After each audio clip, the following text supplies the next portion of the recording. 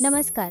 આજે આપણે એક ખૂબ જ મહત્વના ટોપિક ઉપર વાત કરવા જઈ રહ્યા છે અને એ ટોપિક છે કે હાર્ટ પેશન્ટે કેટલું એક્સરસાઇઝ કરવી જોઈએ.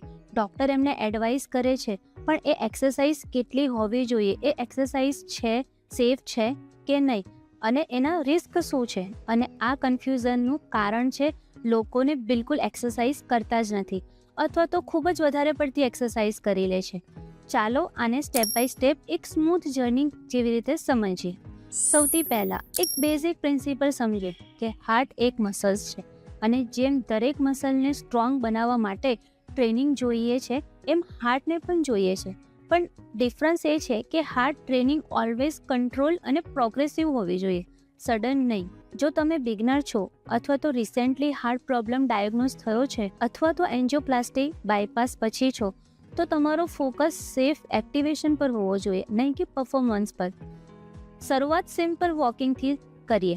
રોજ 10થી 15 મિનિટ નોર્મલ ફેઝ પર ચાલવાનું સ્ટાર્ટ કરો. એક સિમ્પલ રૂલ યાદ રાખો કે તમારે એક્સરસાઇઝ કરતાં પહેલાં કમ્ફર્ટેબલી વાત કરી શકતા હો તો એ ઇન્ટેન્સિટી સાચી છે. જો વાત કરવામાં ખૂબ જ તકલીફ પડતી હોય તો તમે ઓવરપુશ કરી રહ્યા છો.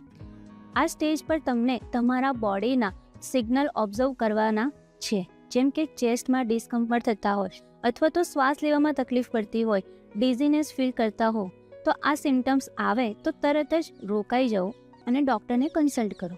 જ્યારે તમે 2 થી 3 અઠવાડિયા સુધી કમ્ફર્ટેબલી 15 થી 20 મિનિટ વોક કરી શકો છો, ત્યારે તમને નેક્સ્ટ લેવલ પર મૂવ થઈ શકો છો.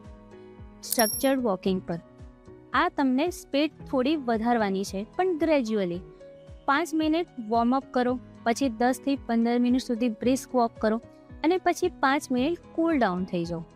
હવે આ પેટર્ન હાર્ટના ટ્રેન કરે છે કે વિથઆઉટ સડન સ્ટ્રેસ. આવી રીતે ઇન્ટરમીડિયેટ સ્ટેજ ઉપર આપણે પહોંચીએ છીએ. અહીંયા તમારો ગોલ હોય છે હાર્ટની ઇફિશિયન્સી ઇમ્પ્રૂવ કરવાની. તમે બ્રિસ્ક વોકિંગથી 30 થી 40 મિનિટ સુધી ચાલી શકો છો. સાથે લાઇટ સાયકલિંગ, સ્વિમિંગ એડ કરી શકો છો. આ એક્ટિવિટી લો ઇમ્પેક્ટ છે, પણ હાર્ટને સ્ટ્રોંગ બનાવવું જરૂરી છે. અહીં એક ઇમ્પોર્ટન્ટ કોન્સેપ્ટ સમજો, એરોબિક ઝોન. તમારી એક્સરસાઇઝ એટલી હોવી જોઈએ કે તમારી બ્રીધિંગ ફાસ્ટ નહીં પણ કંટ્રોલમાં હોવી જોઈએ. તમે શોર્ટ સેન્ટેન્સ પણ બોલી શકો, પણ લોંગ કન્વર્ઝેશન ના કરી શકો. આ આઈડિયલ ઇન્ટેન્સિટી છે. હવે એડવાન્સ સ્ટેજ ઉપર જઈએ. જો તમારું હાર્ટ સ્ટેબલ છે, રિપોર્ટ નોર્મલ છે અને ડૉક્ટરે અલાઉ કર્યું છે, તો તમે લાઇટ સ્ટ્રેન્થ ટ્રેનિંગ એડ કરી શકો છો, જેમ કે resistant band, light wet, body weight exercise.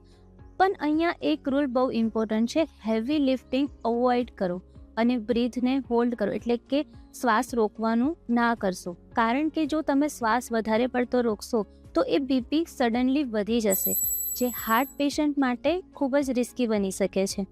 આ સ્ટેજ પર તમને ઇન્ટરવલ વોકિંગ પણ ટ્રાય કરી શકો છો, જેમાં તમારે 1 થી 2 મિનિટ ફાસ્ટ વોક કરવાનું છે અને પછી સ્લો વોક કરવાનું છે, એટલે કે ઓલ્ટરનેટ વોક કરતા રહેવાનું છે. આ હાર્ટને ઇફિશિયન્ટલી ટ્રેન કરે છે. સાથે યોગા અને પ્રાણાયામ દરેક સ્ટેજ પર બેનિફિશિયલ છે. અનુલોમ વિલોમ પ્રાણાયામ, બ્રાહ્મી પ્રાણાયામ, ડીપ બ્રીથિંગ હાર્ટ રેટને સ્ટેબલ રાખે છે અને રિકવરી ઇમ્પ્રૂવ કરે છે. એક સિમ્પલ એક્ઝામ્પલથી સમજો.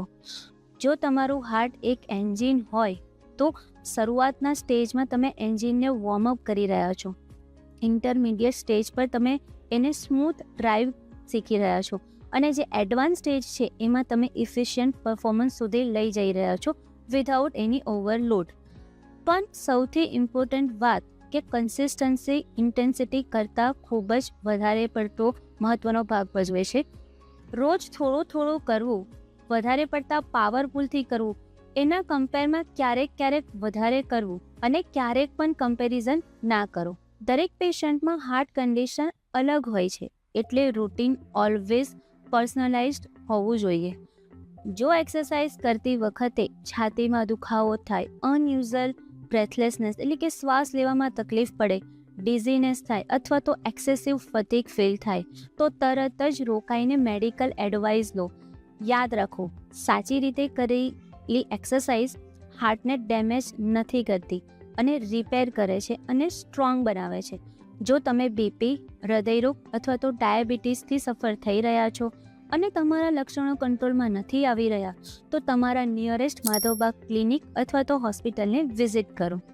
અહીંયા આપણે રૂટ કોઝ બેઝડ ટ્રીટમેન્ટ અને પર્સનલાઇઝ લાઇફસ્ટાઇલ ગાઈડન્સથી તમારું હાર્ટ અને ઓવરઓલ હેલ્થ નેચરલી સ્ટ્રોંગ બનાવવા પર ફોકસ કરીએ છીએ. જો તમને આ ઇન્ફોર્મેશન વેલ્યુએબલ લાગી હોય તો વિડીયોને લાઇક કરો અને તમારા ફેમિલી અને ફ્રેન્ડ સાથે શેર કરો. અને જો તમારા મનમાં પણ હાર્ટ રિલેટેડ કોઈ પણ શંકા હોય તો કમેન્ટમાં એને જરૂરથી નાખો. આવી જ વેલ્યુએબલ હેલ્થ ઇન્ફોર્મેશન માટે ચેનલને સબસ્ક્રાઇબ કરો. ધન્યવાદ.